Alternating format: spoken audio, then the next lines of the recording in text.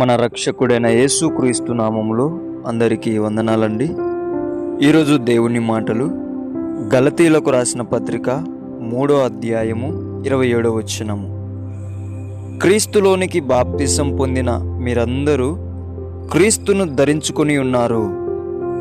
ప్రేమైన దేవుని బిడ్డలారా, దేవుడు మనకు జ్ఞాపకం చేస్తున్న మాట ఏమిటంటే, మనమందరము బాప్తిసం తీసుకొని ఉంటున్నాం, కానీ క్రీస్తును ధరించుకొని ఉంటున్నామని అవగాహన లేకోకుండా బ్రతుకుతూ ఉంటున్నారు చాలామంది.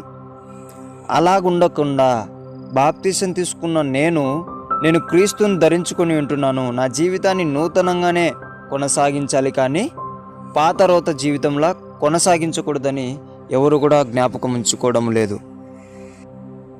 అలా ఎవరైతే క్రీస్తును ధరించుకొని ఉన్నామని జ్ఞాపకం ఉంచుకోకుండా జీవిస్తారో వారు ఖచ్చితంగా దేవుని నామానికి అవమానం తెచ్చేవారిగా ఉంటారు. అందుకే ప్రియమైన దేవుని బిడ్డలారా, దేవుని ఆశీర్వాదాలు పొందుకోవాలన్నా, దేవుడిచ్చే దర్శనాలు చూడాలన్నా, ఆయన మాట్లాడే స్వరం వినాలన్నా, ఆయనతో ఏకమై కలిసి బ్రతకాలన్నా మనమందరం కూడా క్రీస్తును ధరించుకున్నాము అనే స్పృహ కలిగి ఈ జీవితాన్ని మనం కొనసాగించే బిడ్డలుగా, కొనసాగించే క్రైస్తవులుగా, దేవుని కుమారులుగా బ్రతకాలన్నదే దేవుని ఆశ. మరి దేవుని బిడ్డ, ఎన్ని రోజులు నీవు క్రీస్తును ధరించుకొని ఉంటున్నావనే అవగాహన లేకుండా బ్రతుకుతూ ఉంటున్నావేమో. ఈరోజు నుంచి నీవు భయం కలిగి, భక్తి కలిగి, నేను బాప్తిసం తీసుకున్నాను, నా పాత రోత జీవితాన్ని నేను విడిచిపెట్టేశాను, క్రీస్తును ధరించుకున్నాను, నేను క్రీస్తు ప్రేమను ధరించుకోవాలి, నేను క్రీస్తు సమాధానాన్ని ధరించుకోవాలి, క్రీస్తు దీర్ఘశాంతాన్ని ధరించుకోవాలి, క్రీస్తుకున్న ఆశా నిగ్రహం నేను ధరించుకోవాలి. అలాగైతేనే నేను ఈ లోకాన్ని జయించగలుగుతాననే ఒక విశ్వాసము చేత మనం అందరం ఏం చేయాలా? ముందరికి మన జీవితాన్ని కొనసాగించాలా.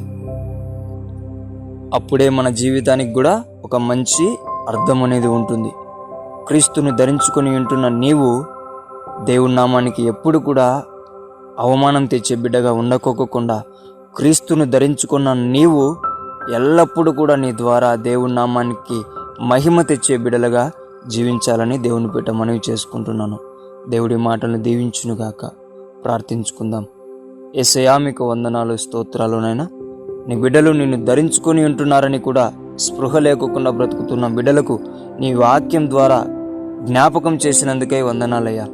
తండ్రి, నీకు అవమానకరంగా బ్రతుకుతుంటే ఇక నుంచి నాన్న తండ్రి నూతన జీవితాన్ని పొందుకొని ప్రభా, ఇక నుంచి ప్రభా తండ్రి నీకు మహిమకరంగా జీవించే బిడ్డలుగా, క్రీస్తును ధరించుకొని ఉంటున్న స్పృహ కలిగి ఉండే బిడ్డలుగా అందరినీ కూడా నీవే దర్శించమని యేసు నామములో ప్రార్థిస్తున్నాం తండ్రి.